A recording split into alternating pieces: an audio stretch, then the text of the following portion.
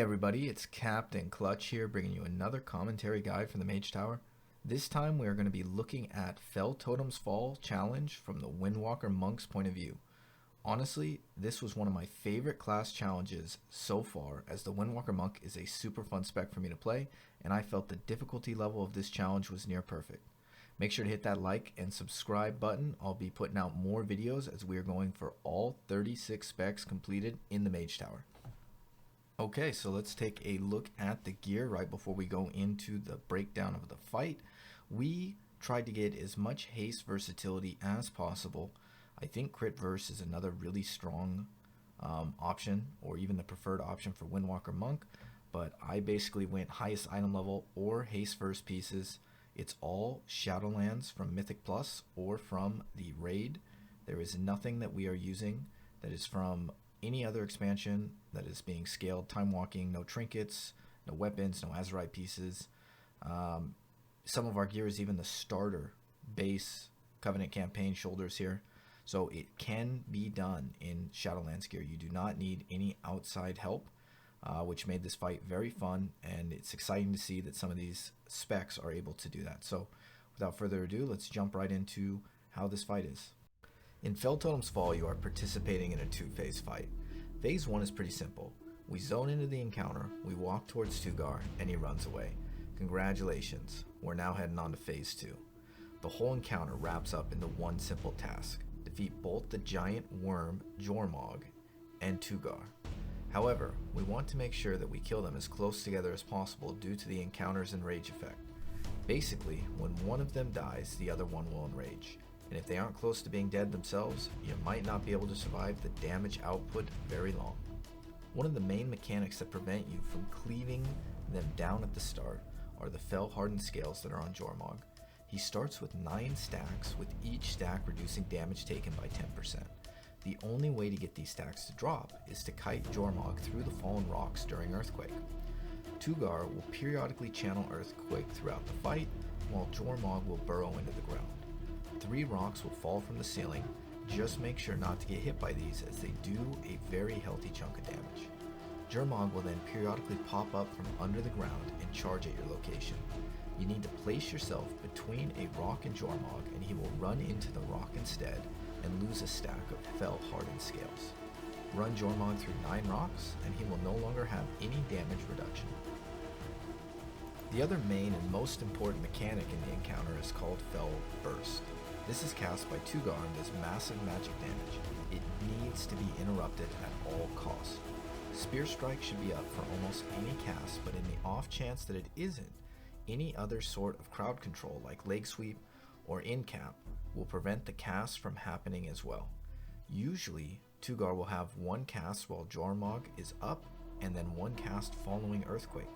The longer the fight goes on, the more hectic it becomes, so make sure to keep an eye out, as the ability will kill you. The only other 2 abilities from the bosses that we have to worry about are Fell Shock, which is an unavoidable dot. Honestly, it felt pretty impossible to heal through it first, but once I started using Expel Harm and Chi Wave on cooldown, along with the occasional Vivify to spot heal, it became manageable. I also would cycle Touch of Karma on cooldown, and if I felt things were getting way too close for comfort, Diffuse Magic will take the dot off. Don't forget, Fortifying Brew can also be used throughout the fight to help reduce damage. Lastly, Sonic Scream, which Jormog will periodically cast. It deals a moderate amount of damage and interrupts you when it goes off, so make sure you're not casting.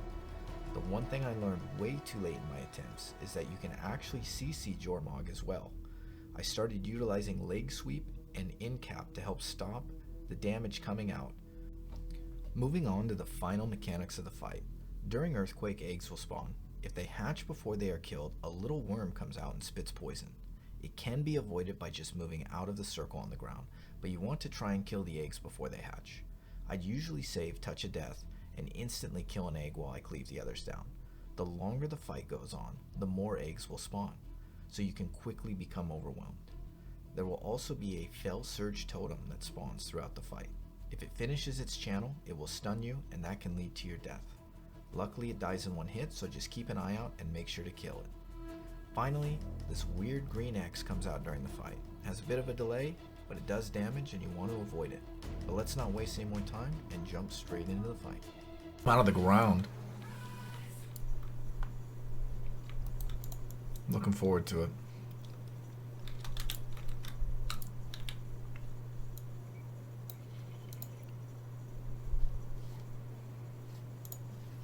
Alright. This is the one.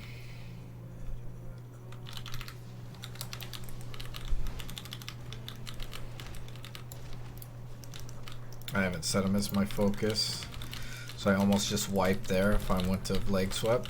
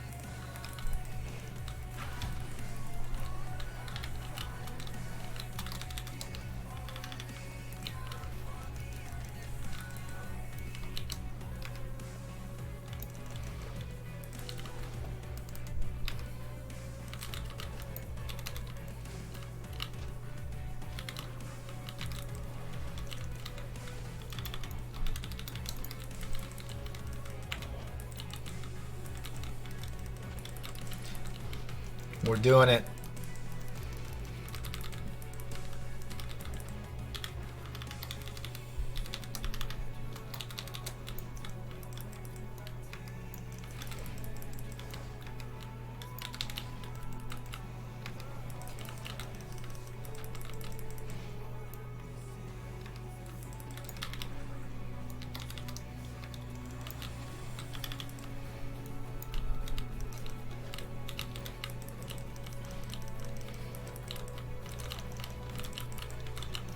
Alright, one more clean phase.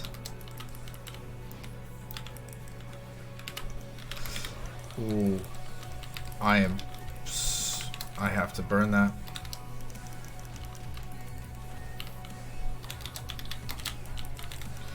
Gosh dang it.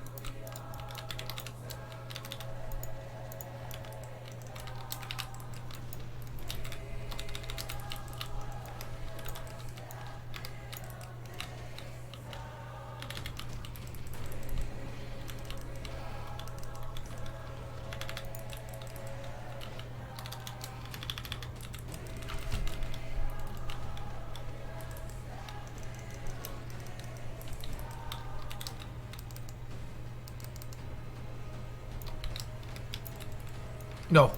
Oh no.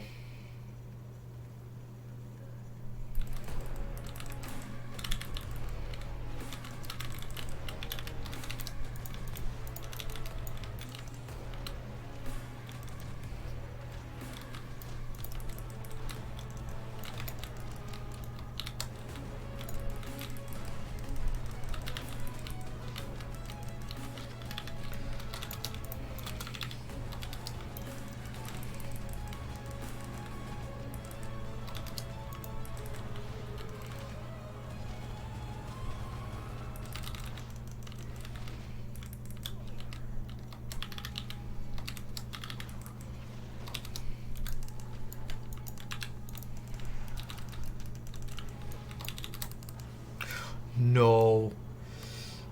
No.